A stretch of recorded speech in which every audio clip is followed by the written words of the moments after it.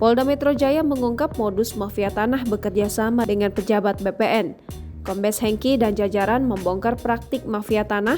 Buktinya saat penggeledahan, banyak yang ditemukan sejumlah sertifikat terbengkalai hingga mengendap selama 3 tahun. Dibeberkan Kombes Hengki, pejabat BPN bersama mafia tanah mencari tanah yang belum disertifikasi. Bila lokasi belum ada sertifikatnya, langsung data palsu bekerja sama dengan oknum akhirnya menjadi sertifikat. Bukan hanya tanah yang tidak ada sertifikat, melainkan tanah yang sudah ada sertifikatnya dipalsukan. Mafia tanah mengakali sertifikat tersebut sehingga data identitas milik korban tiba-tiba berubah. Presenter kondang Helmy Yahya memberikan ultimatum kepada Menteri ATR BPN Hadi Cahyanto atas sengketa tanah di Palembang. Adik dari politisi Tantowi Yahya itu ternyata mengalami sengketa tanah di Kampung Kapitan, Palembang, Sumatera Selatan. Kata Helmy Yahya, tiba-tiba tanahnya di Kampung Kapitan yang rencananya untuk pengembangan hotel diganti peruntukannya untuk menjadi lindung religius.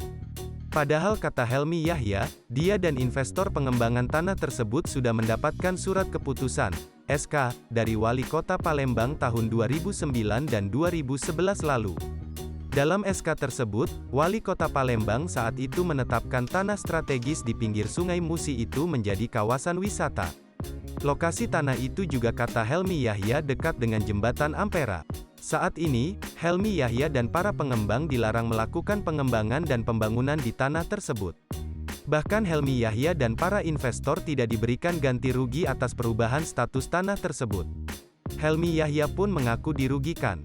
Ia pun meminta Menteri ATR BPN Hadi Cahyanto, Gubernur Sumatera Selatan H. Herman Deru, dan Wali Kota Palembang H. Harnojoyo untuk memberikan keadilan. Helmy Yahya mengaku menunggu respon para pejabat tersebut sebelum akhirnya mengambil langkah-langkah lebih lanjut.